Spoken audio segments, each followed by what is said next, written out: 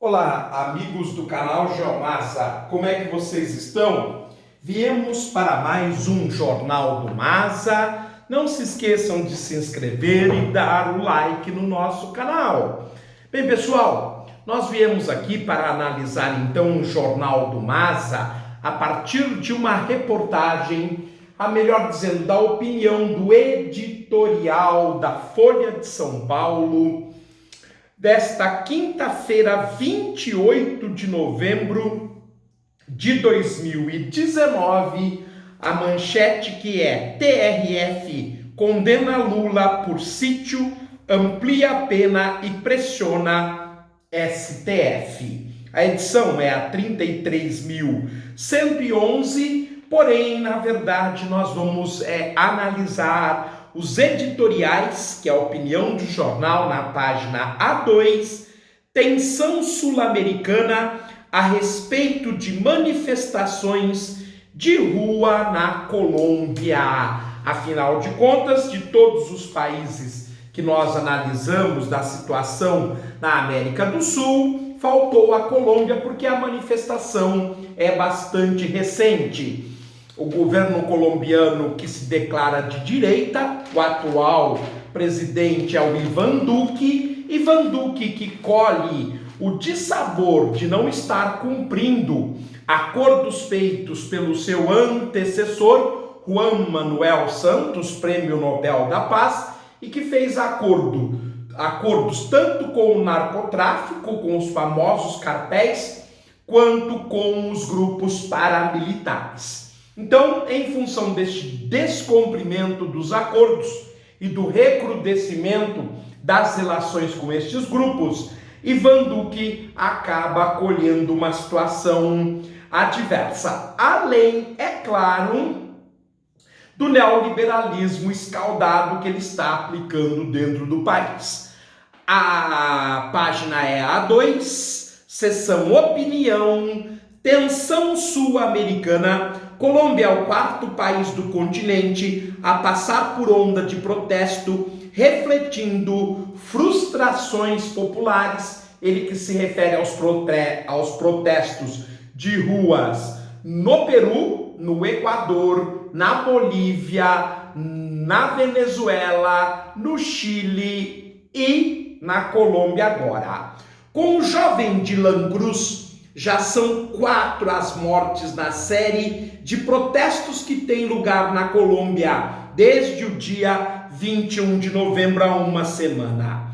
Fora o saldo de centenas de feridos e presos. Trata-se do quarto país sul-americano, na sequência de Equador, Chile e Bolívia, a ser afetado neste ano por uma onda de manifestações, em grande parte delas violentas. Eu acresci alguns países, como o Peru e a Venezuela, porém o jornal os descartou porque não leva em consideração que essas manifestações foram violentas. A pauta de reivindicações dos que vão às ruas é difusa e os eventos que deflagraram os movimentos variados.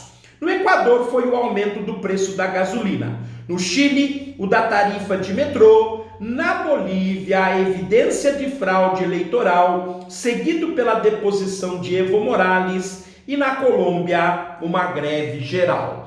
Muito embora os protestos tenham, sim, uma linha de conduta que é não suportar a política neoliberal que está favorecendo os ricos e destruindo a condição de vida dos pobres sul-americanos ainda mais, já que esta região vive a pior concentração de renda do planeta. A ciência política tem particular dificuldade em explicar a eclosão de manifestações populares que não raro aparentam surgir espontaneamente por motivos banais e sem lideranças claras. Não é o caso. O estopim pode aparentar ser um fator pequeno, como o aumento das tarifas de metrô. Mas, na verdade, o que vem acontecendo é um acúmulo. No caso chileno, eles pagam os mesmos impostos que se paga no Brasil e vão perdendo os benefícios sociais. É igual no Brasil. Qual reforma você viu reduzir os impostos que você paga? Nenhuma. Então, são reformas mentirosas. Para inglês ver, se cada reforma resultar na redução dos impostos, aí sim o dinheiro passa a ser nosso e nós fazemos o que queremos com ele. Até agora é muita conversa, muita fotografia, muita fala, muito trouxa buzinando na rua, mas nenhuma conquista. Tapa na cara dos otários, sobretudo daqueles otários que buzinaram pelo herói brasileiro e que hoje estão numa onda de desemprego tremenda, ou se uberizando, trabalhando a troco de favor. É isso que o burro tem que colher. Ele tem que colher o sofrimento, porque ele não consegue pensar. Ele não conseguia pensar na escola, era um fracassado na escola, e aí ele joga isso para a sociedade, a sua frustração, tentando derrotar quem conseguiu sucesso na vida. Infelizmente, é o mesmo que está acontecendo agora, onde se viu a burrice de privatizar empresas, que nós durante 50 anos dos nossos impostos, nós construímos essas empresas, nós pagamos para ela existir, agora nós vamos dar de mão beijada para a iniciativa privada. E os caras da minha cidade passam buzinando o carrinho. Eu sou a favor do governo futuro. O que eles ganharam com isso? Na minha cidade eu propus alguns programas, 40 programas. Geraria mais empregos do que o número de habitantes. Vê se alguém se interessa. Vê se alguém quer fazer alguma coisa. Mas como se são prevaricadores? Se são incompetentes doentes, são pessoas que não conseguem pensar, não tem a cabeça, e se conseguiu alguma coisa na vida, foi roubando, foi mentirando, foi sonegando, foi fazendo esquema. Então essa é a realidade da América do Sul, que o povo não aguenta mais. No caso do povo brasileiro, extremamente burro, aí é outra coisa. Nos nossos vizinhos, a consciência política é maior, então eles não aguentam mais. Eles viram que esse estilo de reforma que está acontecendo no Brasil não melhorou a vida deles, pelo contrário, piorou, e eles continuam a pagar os impostos, além de ter que pagar. Impostos tem que pagar pela saúde, pela educação privada. É isto. A Folha podia ser muito clara, mas ela não quer, porque ela também defende interesses. Quando ocorrem simultaneamente numa região ou continente, não é incomum que se fale em contágio. As imprecisões da análise desses fenômenos não significam que inexistam causas, ou pelo menos substratos comuns. Os estudiosos Daniela Campelo e César Zucco, da Fundação Getúlio Vargas, apresentaram uma hipótese plausível em artigo publicado no caderno Ilustríssima desta Folha, que nós, desde o início, fomos contra. Não concordamos com os argumentos deles, nem com as análises deles. Em hipótese nenhuma. Aliás, achamos falhas das análises gráficas deles. Inclusive de anos em que eles afirmaram uma coisa, mas o que aconteceu foi outra. Eu fiz 3 programas sobre isto.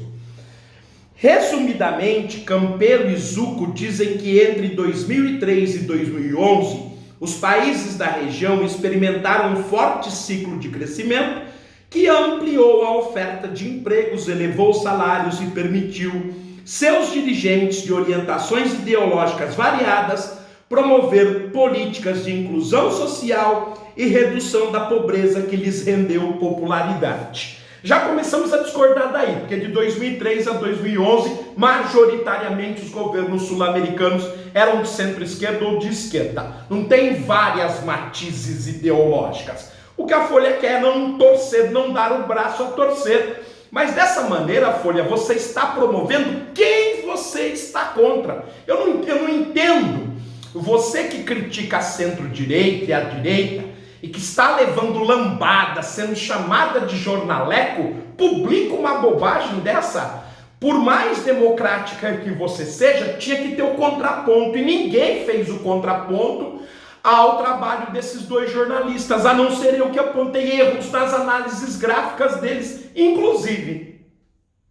A partir de então, com mudanças nos termos de troca do comércio internacional, as commodities perderam valor, encerrando a bonança. As vistosas taxas de crescimento deram lugar a expansões muito mais modestas.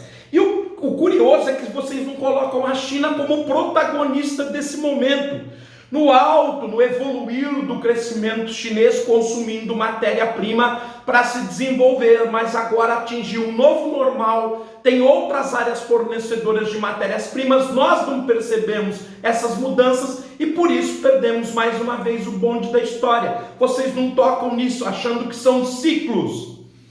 A reversão do cenário de melhora contínua frustraria as expectativas das populações e acirraria conflito distributivo e a polarização, tornando os países latino-americanos mais vulneráveis a protesto e até mesmo a convulsões sociais. E quando é que vai se conseguir esse crescimento sustentável na América do Sul? Somente quando nós abandonarmos a exportação de commodities. Enquanto nós valorizarmos o Brasil do jeito que ele está, os brasileiros que têm força política, desde uma cidade pequena como a minha até Brasília, estes caras são um fracasso.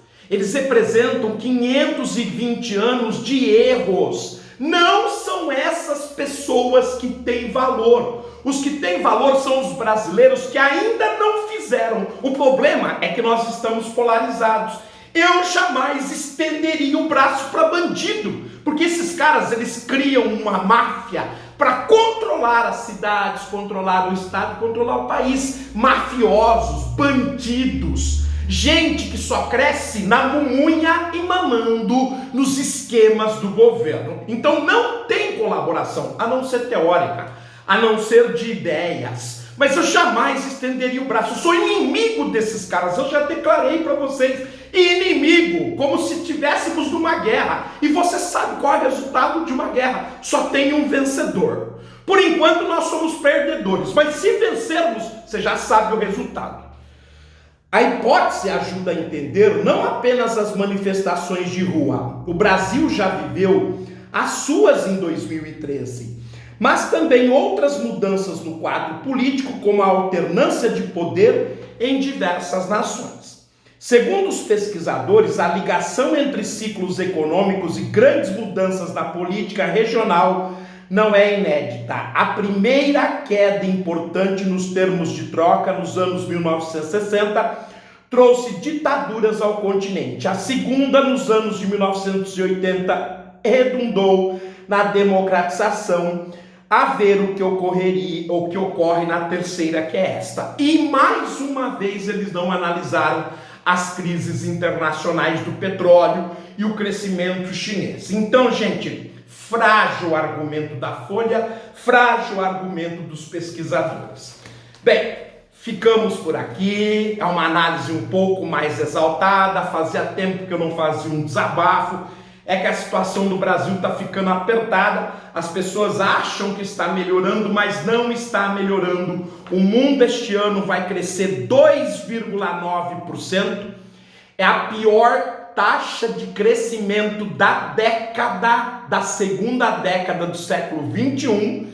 Nós vamos crescer o mundo 2,9%, o Brasil vai crescer 0,8%, menos que o crescimento da sua população. Logo nós vamos empobrecer em 2019 e tem idiota buzinando em rua, favorecendo Arminha, idiota. Qualquer coisa é só me chamar que eu desarmo vocês brincando, usando um pequeno aparelho, um pequeno botão, e ainda dou risada da cara de vocês. Bom, gente, mas para aqueles que são da paz e são do bem, muito obrigado, até a próxima, fiquem bem, tudo de bom.